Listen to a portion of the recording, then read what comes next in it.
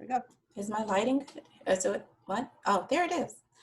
My name is Jackie Gittens, and I am the chapter leader for a group called Brooklyn Queens Leah, and we're a part of Homeschool New York. And with me today are Tina Roman and Shalon Facey, who are going to help me talk about homeschooling and how to begin. We are doing this workshop for those moms that are presently have just begun homeschooling and are interested in knowing what comes next and what does that look like in a space like New York City, or even, close to the city. Or those moms that are considering homeschool and maybe ready to start come September, or are really thinking about it and just want more information at this point.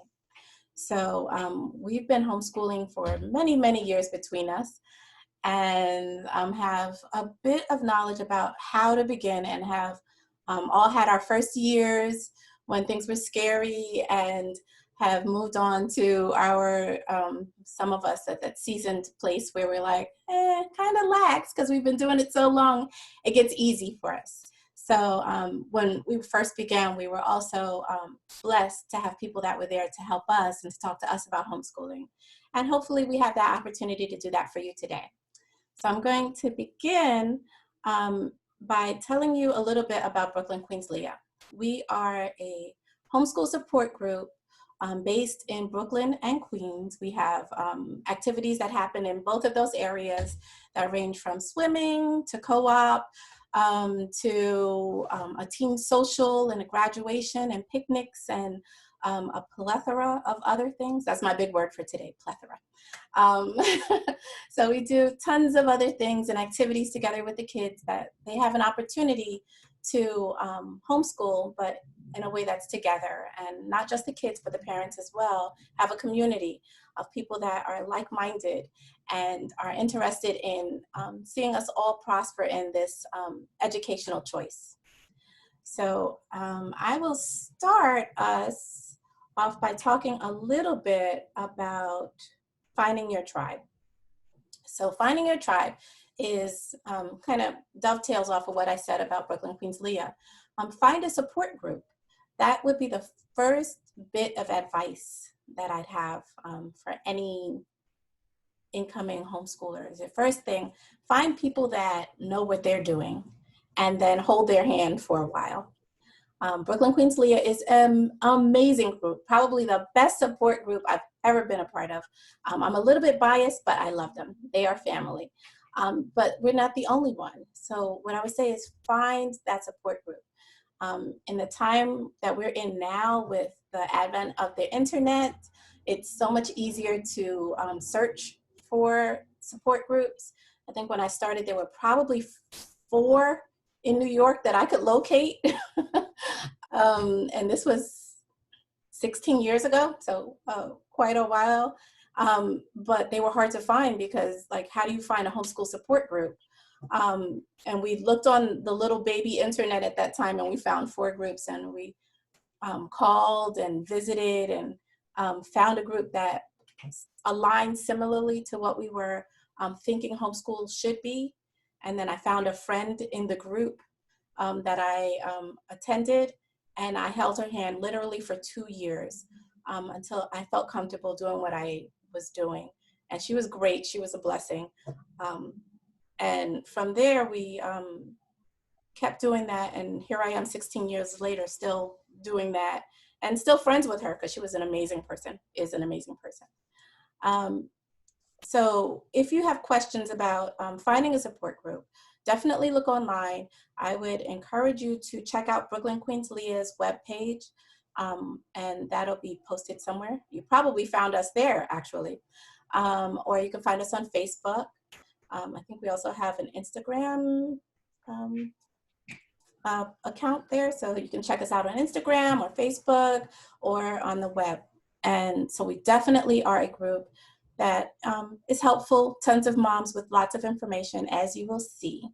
And now we'll have, I think, Tina has some things to say. Introduce yourself, Tina. That's it. All right, let me see. It should be coming back to me and I don't see it coming back to me. Give me 1 second. Okay, do you guys see me or do you still see Jackie? I always saw all three of us. Oh, well. But it, all right, never mind. We're just gonna roll with it. We'll figure it out. So yeah, my name is Tina. We have been homeschooling going on 4 years now. We pulled out our son in the middle of 2nd grade. We were having some challenges and that just was not working for us anymore. So we decided to homeschool and it has been a roller coaster ride ever since. Especially if you're new, there are going to be ups, there are going to be downs. But it is a journey that we have been proud and happy to take and learn together as we've gone on each year. So I get to talk to you guys about a little bit about the paperwork that needs to be submitted when you're going to start homeschooling. So I'm going to assume for our audience, because we are Brooklyn, Queens, Leah, that we're dealing with mainly with New York City. So for New York City, all of our paperwork gets submitted to one place. It's called the Central Homeschooling Office that's located in Manhattan. We are able to submit our paperwork via email. If you do decide to mail in your paperwork, it will go to Mr. Harrington, and we have the New York City Homeschool website located on our Facebook page. Not our Facebook page, excuse me, our website. So that website is brooklynqueensleah.wordpress.com. You can find our website there, and links to almost everything that we're going to mention is on that website somewhere. So you can poke around, play around, send us an email if you need to. So the first paperwork that you need to send once you've decided to homeschool is called the letter of intent. That one is very simple. It is simply a 1-sentence message saying we intend to homeschool our child. It will have your child's name, your child's age, and or date of birth, along with the child's grade that you're going to be homeschooling for and the year. If your child has never been in school, then you're not required to report paperwork, or you're not required to legally report homeschooling until your child is age 6 on or before December 1st of the school year. Now, our school year runs from July 1st to June 30th of every year. So you're going to submit that letter of intent. Once you have sent out that letter of intent, the district has, let me just double check, 10 business days to respond to your letter. And many times they do not respond within 10 business days. It's gotten better, but they do have 10 business days. If you find that 2 weeks have passed and you have not received a reply to your letter of intent, you need to contact your district.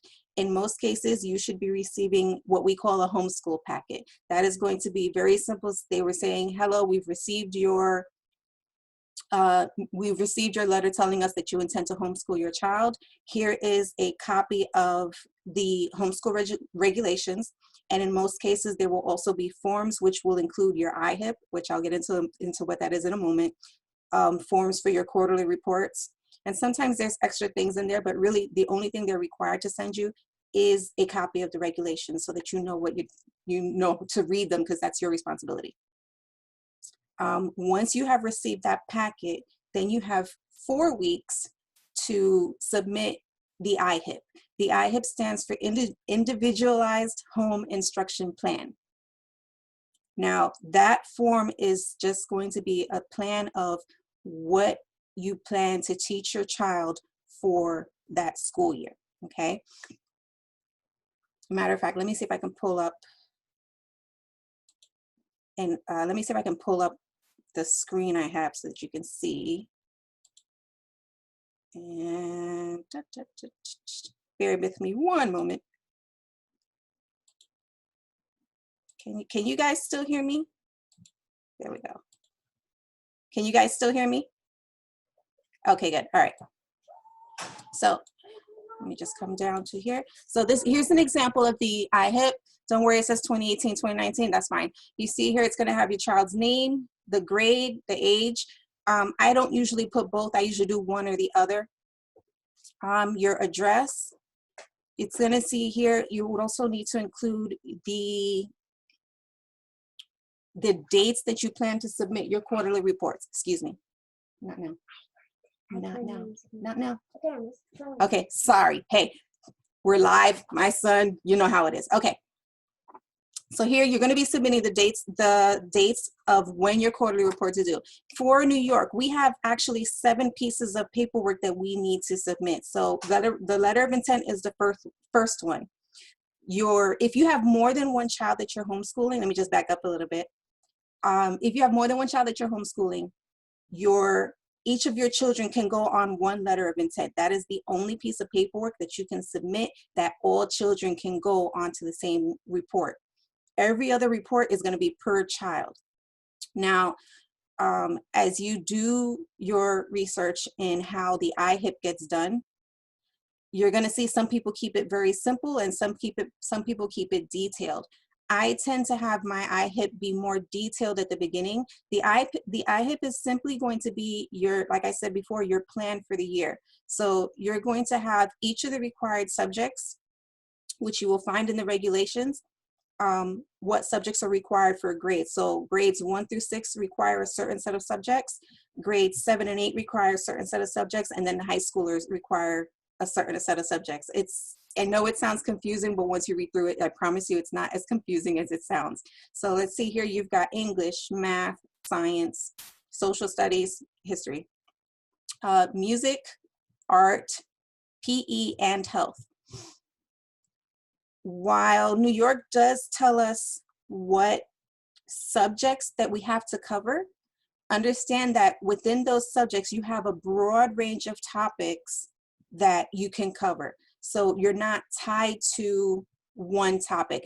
My homeschool is going to be different from Jackie's. It's going to be different from Shalon's. I may decide that I'm going to do a whole year of U.S. history. Maybe Shalon's going to do world history. Now, there is a small piece of U.S. history that does have to be in there, but even with something like English language arts, those can be very broad range, especially when you're teaching to your child's strengths. So don't think you have to stay at a certain grade level. You're going to teach your child where they're at. So the other thing, I'm trying to think, let me just look on here real quick. Forgive my scrolling. Nope, that was it. Okay. So as I said, your IHIP is going to be your plan for the year. Now that plan can change. So I usually include somewhere in my IHIP that this is our plan for the year, but it is subject to change as you go through the year. Now, the quarterly reports, it has suggested dates, and I think we had that on here. So these are actually, these are a little bit off. So let me tell you what the recommended dates are. The recommended dates are normally November 15th, January 31st, April 15th, and June 30th. I don't follow those dates. We school year round, so I actually adjust my dates to more or less reflect my school year evenly. I know Jackie follows the dates because she doesn't want to be bothered. She just wants to be able to submit it.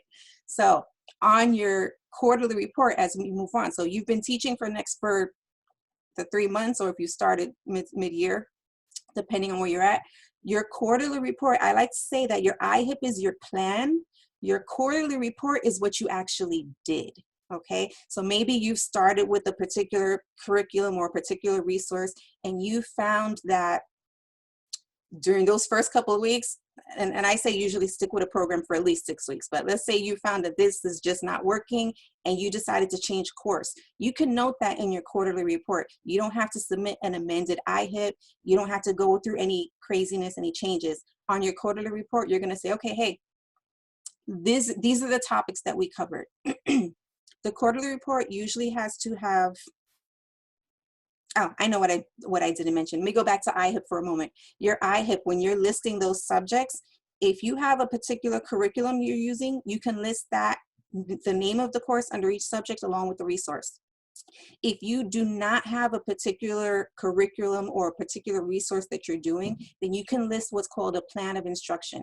In the plan of instruction, it just says that these are the topics that we're planning to cover without listing a particular book or anything specific. It's a description of the topics that you're going to be covering.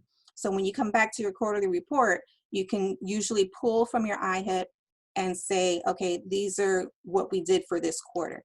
On your quarterly report, you'll see here that you have the child's name, they're progressing in all subject matter, and you see here it lists, we covered all subjects and according to the child's iHip. One thing that I would recommend that you add is you need to add a description of each subject, what was covered during those subjects in order to be in compliance with New York State regulations. You can put down the child has had no absences and the child has met and or exceeded the required hours of instruction. Here it says 225 plus. Now, for grades 1 to 6, we are required to cover 180 days of school and 900 hours. For grades 7 to 12, it is 180 days of school and 990 hours. So basically we just divide that before and you get what you have for per quarter. So for grades 1 to 6, it's going to be 225 plus hours that were covered. We say 225 because 225 is the minimum hours that you have to do, and the plus indicates that being homeschoolers, all hours are considered homeschool. You probably did more, but you don't have to list an exact number. For grades 7 and up, that number would be 247.5 plus. Now, if you go through the Q&A from the regulations, you may see that it says it recommends that you list hours per subject under when credits come into it, just like your high schoolers. I wouldn't worry about that right now. If you have questions, by all means, send us a message on our Facebook or on our website, and we can walk you through that if you have more questions with that. But really, all you need are the total hours of instruction. So on your third quarterly report, you also, it is, again, not required, but recommended that you indicate what you're going to do for your annual assessment. Now, for the annual assessment, up to grade 3, you can submit what is called a written narrative. That is basically what you see here, where it's an evaluation of how your child did during the school year. On the quarterly report, the number 3, which is the one due around April, you want to say at the bottom of that report, our assessment for the school year will be a written narrative done by you as the parent, if you're the one that's doing it, or if you're going to have a peer group review, a group of parents that'll get together and evaluate a child, they can write it up for you, or they will be doing an exam. When we're talking about exams, like I said, grades 1, 2, and 3 can submit a written narrative. Grades 4 through 8 are required to do testing every other year. So that is going to be grades 4, 6, and 8 where you'll test, or grades 5 and 7. On the alternate years, you're allowed to submit a written narrative. Now, this being our school year 2019-2020 and the craziness that we've got going on right now. Hold on one second. Okay. With the craziness that we've got going on right now. All grades for this year are able to submit a written narrative as their annual assessment. Me personally, I don't necessarily recommend that. If you are in a testing year, then I do recommend you go ahead and test as you were planning to anyway, because we don't have all the details of what's going to happen as far as our requirements going forward and what's going to be affected. So if you're already in a testing year, then I would say go ahead and test. But if you are totally swamped and you want to submit the written narrative, you do have the ability to do that. Your fourth quarter report and your annual assessment get submitted together. I separate those. You'll see here that they are on the same page, but I do tend to separate those as two separate pieces. So I will write my fourth quarter to cover this is what we did for that fourth quarter. And then I will write a separate evaluation that says, hey, this is how my child did during the school year. These were some of his strengths. These are some of his weaknesses that we've overcome and how he's done with that. And we are progressing him on to the next grade. So again, you choose. I don't know if I mentioned that. You as the parent choose what grade your child is in. So I lost my train of thought, but that's okay. I think when you are submitting your letter of intent, you choose, actually it's not even there. The letter of intent just says you're going to homeschool your child. The IHIP is where you indicate what grade you're putting your child into. So, but again, you as the parent, you get to choose that. I think that is with the last quarterly report and the annual assessment, the evaluation, that is the last bit that you would need to do in terms of paperwork. And then, I mean, like I said, yeah, that's it for the paperwork. I don't know, Jackie, do you want me to go into curriculum now? We can have Shalon talk about extracurricular, and then we can go on, and that way you get a little break. And then we can talk about curriculum, and then I can bring in the rest at the end. All right, that'll work. Hi, I'm Shalon. I've been homeschooling, I guess, about 13 years. We've always homeschooled. I have 2 children, and I'm going to talk about extracurricular stuff. So first, I want to say that, again, assuming that everyone here is in New York City, I will say there are a lot of things to do in New York City. We could probably have a whole Zoom call just on the things that are afforded to us here in New York. I'm trying to keep this to just things that are either free or low cost. And I mean like low cost, like you can, not a lot of money. So, but there are a lot of classes there. You can have the museum classes. They're just regular classes outside, like architecture classes. There's so many things that you can do. History classes. There are definitely a lot of opportunities out there to do. So if there's a specific thing that your child is interested in, definitely look it up, research it, you'll find it. And depending on what your budget is, they'll be there.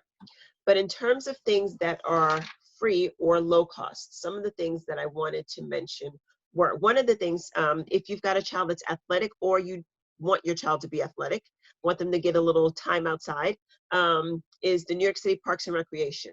So they offer a lot of programs. During the school year, they offer swimming, and that is either at all over New York City. You can look them up. Wherever they have an indoor pool, they have swimming lessons, and they're free, and they start at age 4, I think it is 4 or 5, through age 18. If your child is under the age of 6, the parent is required to go in the pool with the child. If they're older than that, they can go on their own.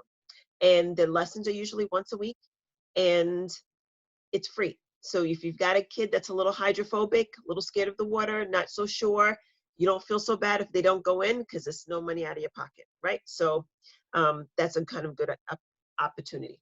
They also have swim teams. So if your child kind of develops in the program and they do well, they can then try out for the swim team and they can be part of the swim team. So it's a great opportunity for the kids.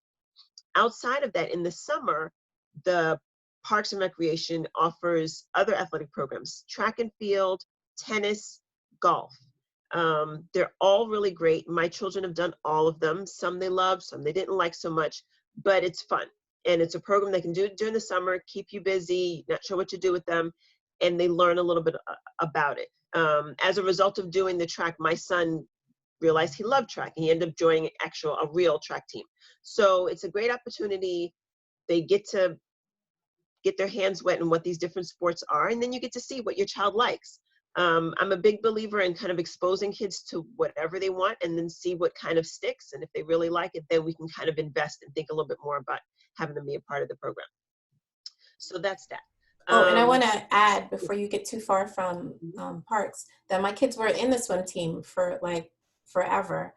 And what's interesting right now is that all three of them, one of them lives in Georgia, and the other two are, of course, here with me homeschooling. But all three of them have found time to work out because they were in swim team for so long, they do not know what sedentary is anymore. And the sister, she's like doing these huge nature walks, and then she's finding time at home to work out. And she's like, look at my six pack, this is what I could do in quarantine. And then the other two are like with their daily, oh mom, I can't do this right now, it's our workout time. And they're just like, they just know to keep their bodies in shape, where I didn't know that. I still don't know that. I'm not really a part of that. But I haven't had to drive that. You know, there's some things with your kids, you know, you have to drive because they don't want to do it. But this keeping physically fit, even at, I have the 11-year-old and the 17-year-old at home, and this is just part of their life. And and I remember dragging them to swim team because I knew it was important. Like my thing was healthy mind, healthy body, and vice versa. And so I made them exercise, even though I didn't make me exercise, except me walking to get them to their exercise. But it's important. PE is important for a reason. And one of those things is that the kids will learn that I can do this, even if I don't have a swim team making me do it anymore. And it's worth it somehow for me. So sorry, it's Shalon, but I had to throw that. That's perfect. That's perfect. And you reminded me, I was going to add that, like the swimming during the school year, I counted that as physical education. Like that was PE. So when I did my little reports that Tina was talking about, that's what I put on was PE. So you can definitely count this as exercise, physical education. And there are some other programs that Parks and Recreation has during the year too. They have basketball clubs and basketball teams and some other things that they have for teens. Not so much for the younger ones, but for the teenagers. So definitely it's New York City Parks and Recreation is a great resource in terms of anything physical, sports, activities. They're definitely a great resource.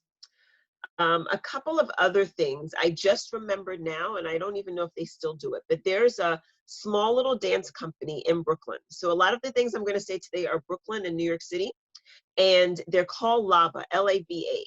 But what they did, I haven't done it in a couple of years, but what they used to do is they had on Mondays, I think it was, open kind of just gymnastic class. And there were a lot of homeschoolers that did it because, you know, we go where there are things that you don't have to spend a lot of money for. That's what we do.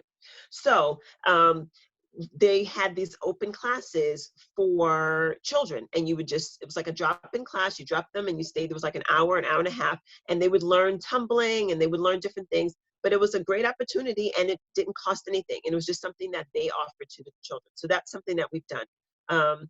Another thing is our libraries. Libraries are a great resource. There's so many things. Some libraries do a little bit more than others, but just look at your local library. Go to the library or just look online and just see what are they offering, what kind of programs they have. Some libraries are a little bit more teen heavy, some are more middle school heavy, some are more elementary school heavy, but there's so many programs. If you've got a little one, like a toddler, early elementary, they often have like story time or circle time, and you can go with your child and do that. As they get older, sometimes some libraries offer chess classes. Some libraries offer like playing board games. For teens, they'll do certain programs. Sometimes they'll teach you like computer programming classes. There are just so many things that a lot of the libraries offer that are also free of cost, a lot of them. So I would definitely use your library as a great resource of extra activities for your kids. And just besides, you can just go to the library and kind of make some of your homeschool day, just like being in the library and seeing what you can find and look up books and reading. The other things that I wanted to mention were the Brooklyn. Oh, wait, Botanical. you mentioned the library. I have to throw this one in. Go ahead. That we also have access to the teacher's card, the educator's card. So definitely something you should ask your local librarian for. And you can usually, I don't know, do they do that in Brooklyn and Queens? Because I know they do it in NYPL. Yeah, it's Brooklyn and Manhattan. Unfortunately, Queens does not get that. Right, and then we get lessened fees or no fees. I'm not sure which. No fees, and we can take out more material. So definitely look for those educator cards if you can get them. Okay, I'm back out. No problem. So the Brooklyn Botanical Gardens is another resource. It's, if you've got a nature child or a child that just likes to be out, it's a great resource. It used to be free on Tuesdays before noon, and then it switched to Fridays before noon. And then this past year, it was kind of free during the late fall, winter. You could just go any day, which is great. So I've got an artsy child, and so we've gone with her little paper and pastels and just parked in a place, and she painted, and that was fun. So that's kind of something you can do. Or if you're just studying plants, you can just decide, okay, we're going to go to the gardens today and just let's look at these plants. Let's look at the plants from the desert. Let's look at plants from cold regions or whatever. So it's a really nice resource, and there are definitely days that they offer for free. The aquarium also, the Brooklyn Aquarium also would have Give As You Wish days. It's switched, it's changed. I don't remember what the day is now. And now if you go on the website, obviously everything is shut down because of the time that we're in. But when everything does go back, you can go on the website and find out what day they're offering a Give As You Wish. And that means you just give as you wish for that day. And you can go look at sea animals or fish or sharks or whatever your child might be into. And you can add it as part of your study. If you happen to be studying marine life, that can be part of your extended education, right? You just, okay, we're learning about sharks, we're learning about sea mammals, we're going to go look at them today. Another opportunity is the NYU Children's Chorus, which we've been doing for many, many years. It's free, but it's a great, great resource. I count this as music education for my children when we do our paperwork, and it meets once a week. It goes from ages 6 through 12, and they do a performance in the spring. Well, they used to do they do a performance in the spring and a performance in the winter. And it's a great opportunity. If you have a child that likes to sing or likes to perform, it's a great resource. The directors have been great. They've been very, very professional. The children have learned a lot. And so that's another great resource. Let's see. What else do we have? So here in Brooklyn, I'm in Brooklyn.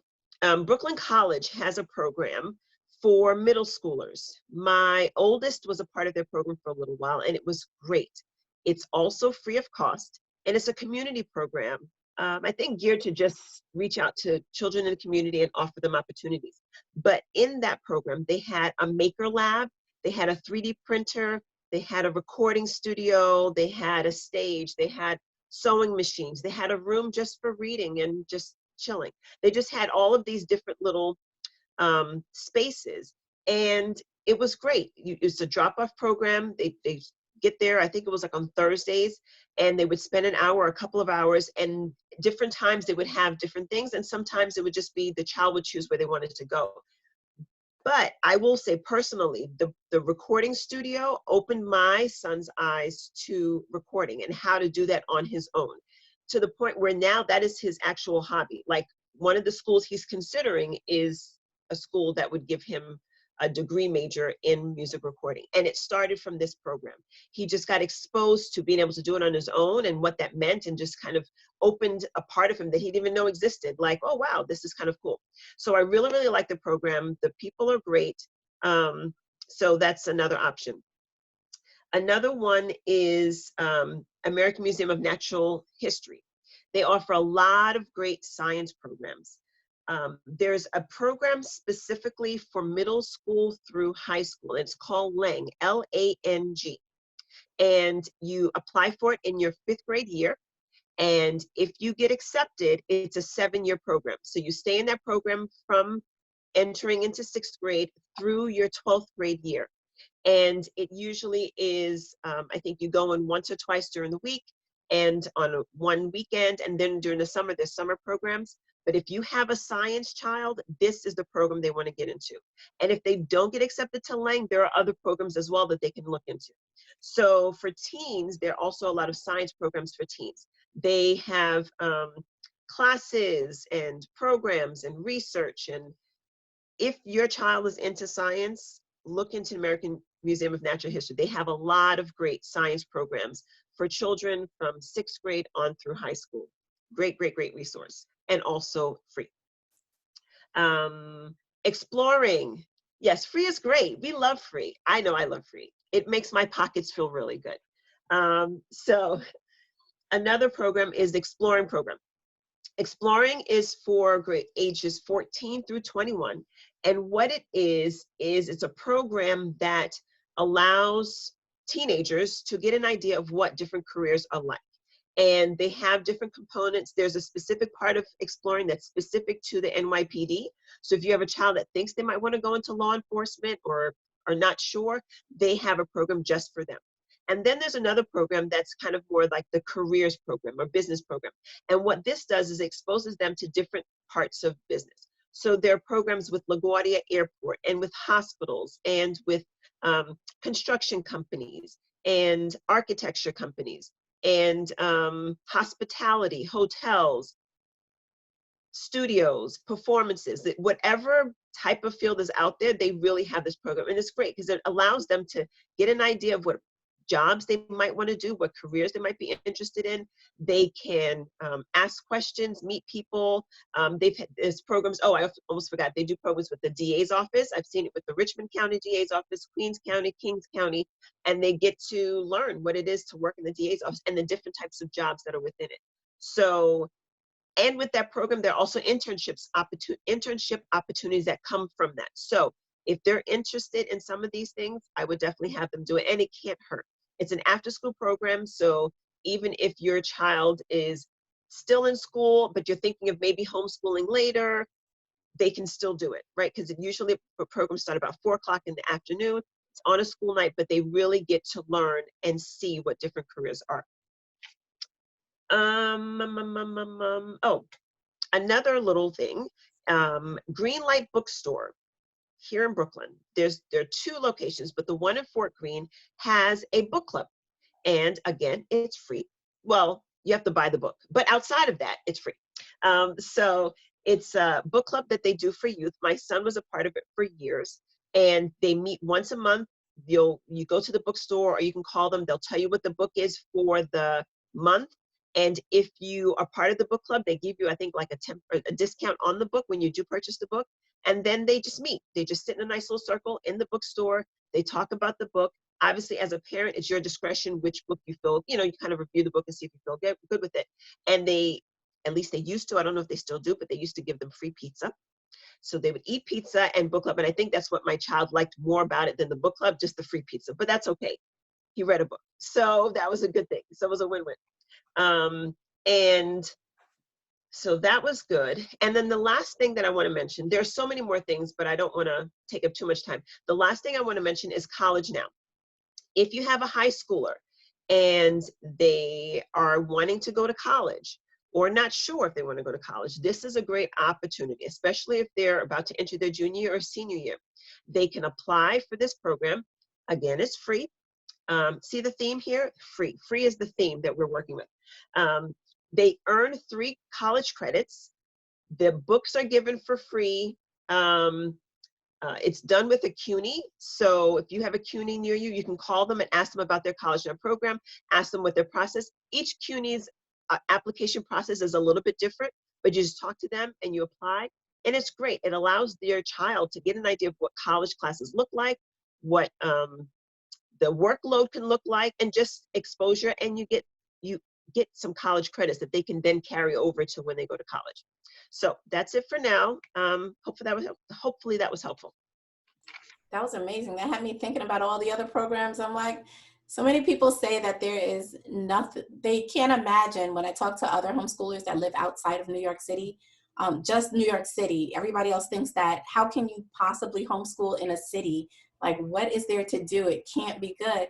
And I'm thinking about all of the programs that we participate in. That is just amazing programs, one, but there's so many that I've actually had years where I've had to fight my schedule so that we're actually homeschooling, because there's so much cool stuff out there that I just want to get the kids out to. Oh, that would be great for this one. That would be great for this one. Oh, we definitely have to do this one. And then I find that we don't actually have time to get to the stuff we're supposed to be doing in the house. So have had to like cut down our programming a little bit because there's so much stuff. It's New York City. I mean, like, how could it not be amazing? and with all the stuff that we have to do. So is Shalon frozen? I think Shalon is frozen. She is a little bit. But I wanted to dovetail before you go, Tina, that we have also that with a lot of the programs, because we've done a lot of the programs that Shalon mentioned over our 16 years with different kids being, I had my artsy kid, and so we did tons of art programs. So I was like the go-to mom if you want to know where there were cool art programs in the city. Some free, some not so free, because free was very important and it still is. But I think the only caveat that I have is when a kid has a passion, we will do tons of free stuff, but I'll also, that's where I'll put my money too. If I have an artsy kid, then I'm going to find those free programs, but then I'm also going to find programs that kind of like hone whatever their craft is. So she took a lot of classes at colleges and other places just because she was the artsy kid and she needed exposure to all that stuff. And then I had my legal kid and she did programs with explorers, but then she had an internship later at Queen's DA's office. And now she's going to school and is, you know, accepted into a program where she can minor in social justice. So all those programs have a purpose. It's not just, you know, putting them in a lot of programs. It's also finding out what your kid's passion is. And now I have my musical boy who has done the NYU program for years, but we did another program at a museum where they had a musical like room where you could go touch all the instruments. And the guy in there was like, he's not taking piano lessons. What are you doing? Like, you have this amazing kid with talent. And I didn't know because I don't have any talent. And I was like, I do? He was like, you do. And I didn't do it the first week because we had other stuff to do. And I came back the next week to put him back in that room because he liked it so much. And he was like, did he start yet? And the guy was so serious and so upset with me that by the next week, I definitely had him trying. We had bought the piano because I didn't like the way he looked at me so angrily that I did not have this kid involved in more music. And the kid loved it. And he's my music boy. And he's now got, you know, this piano thing. And he has his teacher, but he's also still doing other piano programs and other music programs because music is his thing. Besides his pet snake, he's got a lot of interests. But where their passions are, I will spend money, but I also have all these opportunities in the city to find out what exactly is going on in this individual that's where their passion lies. And it's so hard to do that if you have to spend $400 per program trying to figure out what makes this kid tick. But in a city like New York, we have so many opportunities, be they archery or drama or whatever it is, to explore those passions and touch them and then figure it out, you know, and get yelled at by guys in museums or whatever it is. So back to Tina. Okay, yeah, that is perfect. Let me see, because it's, all right, I'm gonna bring it back to here. Okay, so coming back to what your child does in the curriculum. I mentioned before that depending on the grade, you're either doing 900 hours or 990 hours for the school year. When you divide that by 180 days, that means you're doing anywhere from 5 to 5.5 hours of schoolwork. I want to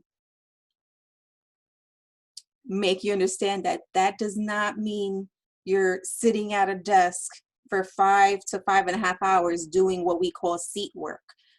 We are not, as homeschoolers, we're not tied to that desk anymore. We're not tied to that building. Wherever you are, you're homeschooling. There is some learning that is going on there. So you're spending time, like you do have those subjects that you got to sit down and go over. But there are so many different ways that that can happen. Look at all the activities that we have access to in, you know, here in the city. There's just so much. I had a mom who I was talking to recently who was freaking out because she was like, she's just started homeschooling. She was overwhelmed. And she was like, can someone just tell me that I could take a break? I said, girl, of course you could take a break. You're not tied to the desk. No. I said, what did you do today? Oh, we cooked. I said, you cooked? Are you kidding me? There is math there. There's science there. There's so much things that goes on just from cooking, learning how to do stuff. So don't think that because you're doing this particular curriculum or you're doing this particular resource that you're tied to that. No, you're learning I told her the impromptu conversation of coronavirus and everything that's going on. There's science in there that's being discussed. There's social studies. It's part of history that's being discussed. So all those impromptu conversations, and even the intentional ones, but the not intentional ones, all of that counts towards your child's schooling. But anyway, I was supposed to be talking about curriculum. And I just wanted to say that even though I'm talking about curriculum, you're not tied to a curriculum. That resource, and I'm going to change the word to resource, that resource is there to work for you. You're not the slave of the resource. If you have to adjust it, you adjust it for your child. With new homeschoolers, I usually recommend a curriculum called Easy Peasy, all-in-one-homeschool.com. There are tons of resources that you can look into. I usually recommend this one because it covers all of the requirements for New York State. The only requirement it doesn't cover that we do have to cover sometime between grades 1 and 8 is New York history and constitutions. But you can go online and there are plenty of resources that you can do to cover that. And if you don't find it, send us an email and I'll see it eventually. And I'll point you in the direction of where you can cover New York State history and constitutions. So don't let that hold you back. But yeah, in terms of curriculum, I like Easy Peasy as a start for someone new because it takes them having to think, oh my God, what am I gonna do? That becomes a non-issue now. It's there, everything is laid out for you very easily. As you get your feet wet and as you get comfortable with homeschooling your child or children, I say child a lot because I only have one, but as you get comfortable homeschooling your child, then you can branch out to other things. There are so many different ways of homeschooling, and we're not going to cover that now because that's a whole other workshop on its own. But just know that there are a million different children. There's a million different ways of homeschooling the child. What else? As far as curriculum, no, I think that was it. I think like I said, Easy Peasy is my main curriculum. There are, I mean, you can go to the library and pick out books. So there are curriculums where you're going to pay upwards of, a few $100s to a few $1,000s. There is online schooling. I do want to make one reference. If you choose an online school, which is your choice, you can definitely do that. Just understand that you are still responsible for submitting the paperwork. Don't let them tell you, oh no, you're homeschooled, you're with us now, so you don't have to submit paperwork. No, in New York, you as the parent, if you're not in a brick and mortar public or private charter school, you are homeschooling and you have to submit that paperwork. You're responsible for submitting that paperwork. Now, they might help you. I've heard some schools say that they'll help you fill out the paperwork, but that responsibility of submitting that still falls on you. You're the parent, you're the primary teacher, regardless of who's teaching your child. I think that's it, Jackie. I'm sure there's more, but I'm drawing a blank right now. So unless you have a particular question on curriculum, then we can move on. I mean, there are resources to look for curriculum online. That's the one that we kind of offer or suggest. We don't offer it, but we do suggest that. But it's $1 billion business. You are not lacking when it comes to finding curriculum. And the cool thing about finding your tribe, like we mentioned in the beginning, is that once you're invested or you're a part of a support group, now you have all the families there and all of the curriculum that they're trying, and you can ask questions of those families. How did you like it? We've decided at some point that we didn't like a curriculum we were using when my daughter was little. Actually, I thought we were failing at homeschooling because she was doing so terribly suddenly in math. And I was thinking, having thoughts, maybe I have to put it back in. It's not working. She was doing well, and now I'm not doing so well at teaching her math anymore. And the only ones that can help me are the public schools. So I got to put her back in or find a private school. And some homeschool mom was like, what are you talking about? The curriculum's bad. Switch. And she said, you want to try mine? And I was like, I'll try anything. And I did, and I loved hers. It didn't have to be the first one. At that point, that's when I realized that sometimes curriculum doesn't work anymore. And it's time to switch to something that will work for this kid, and even for me as a teacher. And so it wasn't that homeschool wasn't working, it was just the curriculum that wasn't working. So definitely take that into account when you're working with the curriculum. If you don't like it, it's $1 billion business. There are other curriculums out there. Curricula? Is that the word?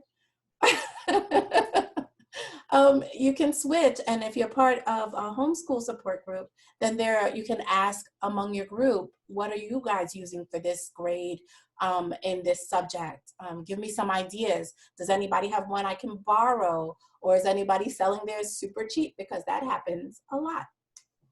So definitely use your homeschool support group as a support that they can help you even in locating a good curriculum for yourself.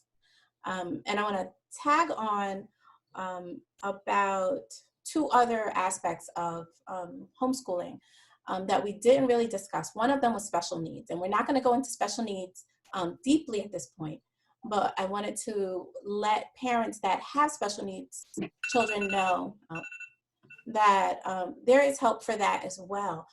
Just because you have a special needs child does not automatically mean that you cannot homeschool that child.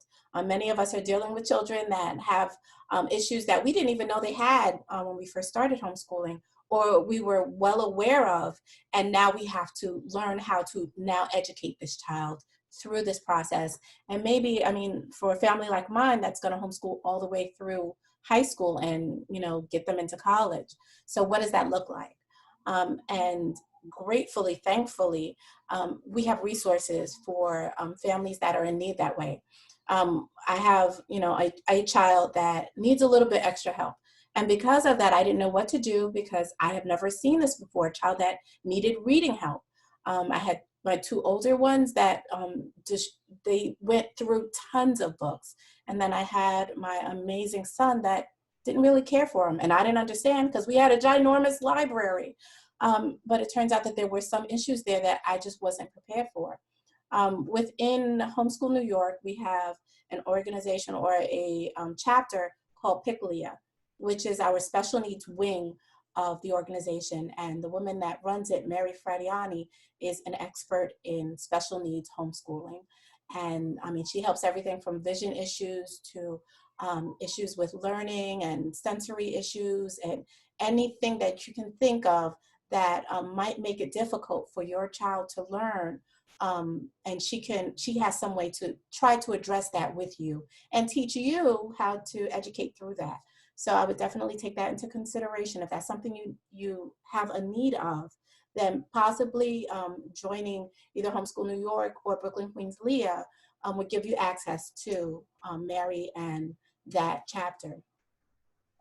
In addition to that, another need that homeschoolers often face is legal needs. Because what we do in New York is one of the most regulated states when it comes to homeschooling and probably other things as well in the country. No state has more regulations on it than we do as homeschoolers here in New York, with our 7 pieces of paper every year that we have to generate and give to the DOE, and our meticulous often record keeping to keep us ready for all of that.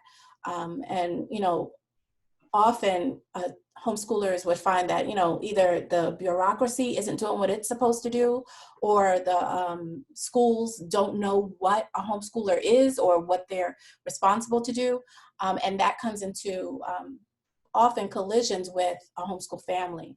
And we've dealt with families that have had issues with the state saying that you don't have what you need, and now either you can't homeschool or we're considering taking your children away or something crazy like that. But God has blessed us with an organization like HSLDA. They are not the only legal defense association, but they are one that is closely related with Homeschool New York and Brooklyn Queens Leah. And they have an entire 2 attorneys just for New York. that do the work of knowing exactly what the issues are in New York and helping us with that. And we've actually used them as a family on 2 occasions where my oldest one was going into college, and a SUNY school decided they didn't like the Department of Ed's letter of completion that they gave us after we had done all of our paperwork from 1st grade all the way to 12th grade. I was actually on time with all that paperwork. And I get her all the way out. We had graduation, and then the school didn't like the letter from the Board of Education. It wasn't strong enough for them. And Board of Education decided they weren't going to do anything else. Now, she's ready for college. We did everything right, and they would not give us anything better. So we called our lawyers, and they wrote a strongly worded letter to the school to let them know she has done everything. It's on the city to now either give a better letter or give you what you need. And the school said, oh, in light of what your lawyer said, she's ready for registration. But without them, I don't know what we would have done that year. And we had another issue, prior to that, trying to get her into a gym membership because they didn't want a 12-year-old at the gym when it was school hours. But I'm like, but her PE teacher is right here. Why can't she come into the gym with me? And we had the attorney write a letter saying she is with her class. She's a homeschooler.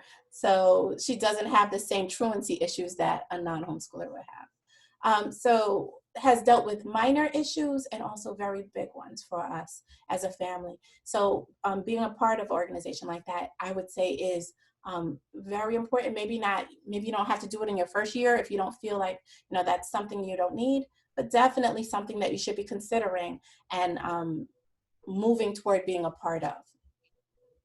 I think I had a little note. Did you have anything else? Okay. I think also just kind of like little tidbits. I mentioned that we as homeschoolers have access to a Metro card in New York City. So know that, I think when I first started, you had to ask for it. Now it just is generated. So that's a blessing. What's that? I'm sorry, I see, I'm so used to having it, I completely mentioned that. In New York City, this is not in other districts. If you're a part of New York City, when you submit your IHIP, the district will automatically generate your Metro card. It will usually come when you receive your letter of compliance that says your IHIP is in compliance with the regulations. And my teen girls have now found out that it is one of the most amazing things. When they were kids, they were just like kind of flinging it and throwing it around, and they got their first job and realized how very precious that little card was. We'll just add student Metro card, not for the parents, right. Just for the students. Their student Metro card. Definitely a student Metro card. And I think on one point of jargon, since we didn't mention co-op, I'll just mention what a co-op is. It's a homeschool term that means a cooperative, which is just a cooperative of parents working together to have classes for our children/students. So we're working, individual parents will decide, I'm going to be a literature teacher this year, and they will do a literature class within our co-op. And it's usually on a set day of the week or times in the month when we'll get together and have those classes for whoever signs up. Brooklyn Queens Leah has a co-op, many organizations do, but if you ever come across the word co-op, that's what it is. And it's usually, in our case, not a drop-off program, so we expect the parents to be a part of what we're doing, and often they want to be anyway because we're super cool and fun to hang out with. Another one, and this was more on Shalon's, that I was considering the Cool Culture card. Do you know about that one, Shalon? Yes. And that one I think is it attached to our library cards now?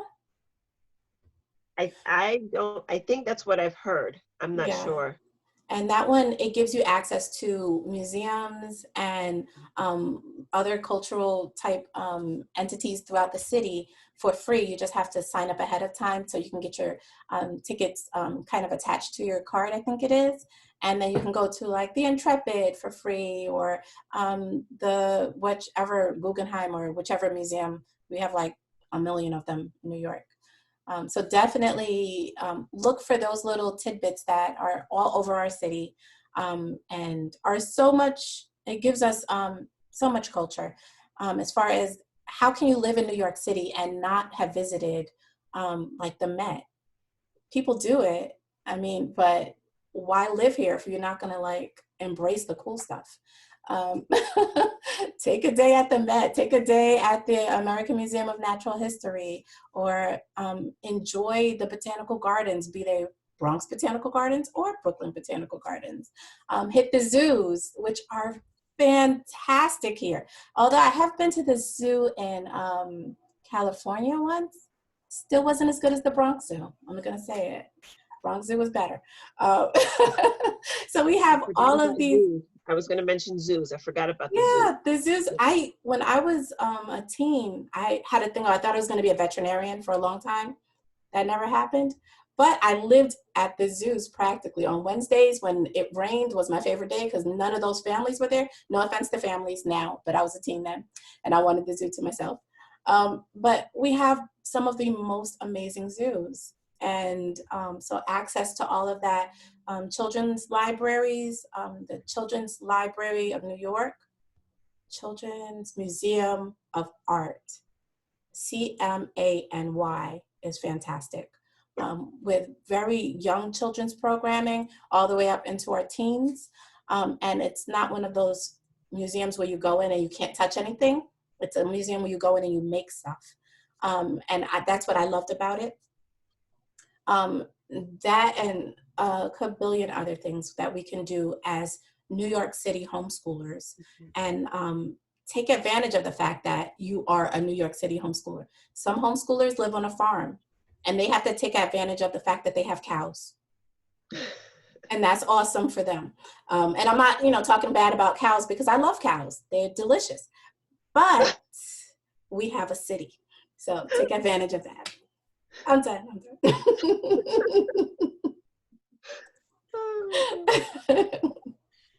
That's funny.